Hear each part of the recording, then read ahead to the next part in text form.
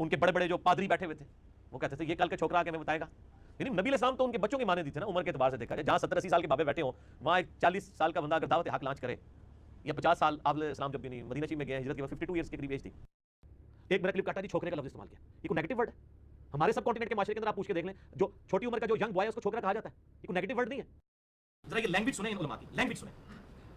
ये इंजीनियर मोहम्मद अली मिर्जा एक जाहिल छोकरा है, हालांकि मुझसे वो 5-7 साल ही बड़े होंगे, इससे ज्यादा बड़े नहीं, लेकिन ये अल्फाज आप देखें किस तरह की बाजारी लैंग्वेज इस्तेमाल की है। वजाहत का मौका इसको दिया गया है, ये कोई ना कहे कि इसको वजाहत का मौका नहीं मिला, इसको कई दफा वजाहत का मौका मिला है, फिर इसने इस मौके से नाजायज फायदा उठाकर मन घड़त दलीलें देनी शुरू कर दी कि चूंकि वो हुजूर अलैहिस्सलाम को नबी नहीं मानते इसलिए वो ऐसा समझते हैं, चूंकि वो आपको सच्चा नबी नहीं मानते इसलिए वो ऐसा समझते हैं। खानजादा को इस मौके पर इस दलील पर भी बात करनी चाहिए थी कि ये कौन सी दलील है कि चूंकि वो हुजूर अलैहिस्सलाम को नबी नहीं मानते तो इससे कैसे साबित हो गया कि वो आपको ऐसा समझते हैं जो लफ्ज मिर्जा ने बार-बार इस्तेमाल किया है। वरना अगर कल को यही लफ्ज कोई बोलकर जनाब अबू तालिब के मुतालिक बात करना शुरू कर दे, बुखारी मुस्लिम की हदीस का हवाला देकर कि चूंकि जनाब अबू तालिब हुजूर अलैहिस्सलाम पर ईमान नहीं लाए थे, वो आपको सच्चा नबी नहीं मानते थे बुखारी मुस्लिम की हदीस की रोशनी में, तो इस बुनियाद पर वो ये कहना शुरू कर दे कि वो भी हुजूर अलैहिस्सलाम को ऐसा ही समझते हैं, तो क्या उसकी इस दलील को भी मान लिया जाएगा? बहरहाल मिर्जे को वजाहत का मौका मिला और कई दफा मिला, लेकिन इसने बजाय गलती मानने के मनगढ़ंत और झूठी दलीलों का सहारा लेकर अपनी बात पर यह मजीद अड़ गया, पक्का हो गया, इसने अपनी बात से रुजू नहीं किया। किसी पर तौहीन का झूठा इल्जाम लगाना कितना बड़ा गुनाह या जुर्म है, डॉक्टर मुफ्ती नोमान ने इनकी राय देखी।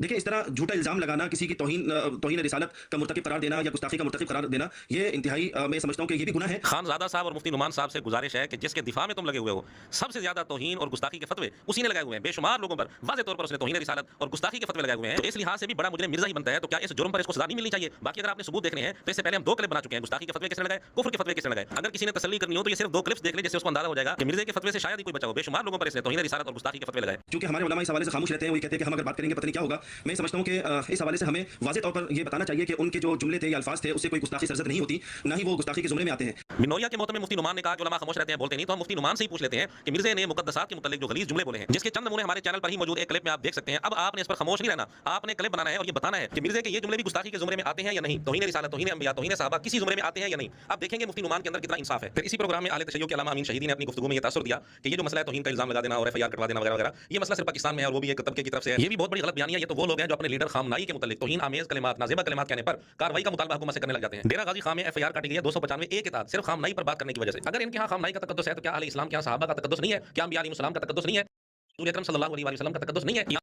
एक मर्द और एक औरत, इनको रजम की सजा के खिलाफ लिखने पर 6 साल की कैद सुनाई गई। ये हमने ईरान के मुतालिक चंद हकायक पेश किए हैं। अब आप आले तशय्युअ के अल्लामा अमीन शहीदी की बात सुने और फैसला खुद करें कि किस कदर ये लोग गलत बयानी से काम लेते हैं। कि ये सिर्फ पाकिस्तान का मसला है, दुनिया में तकरीबन 57 इस्लामी ममालिक है, किसी मुल्क में इस तरह का कोई मसला नहीं है।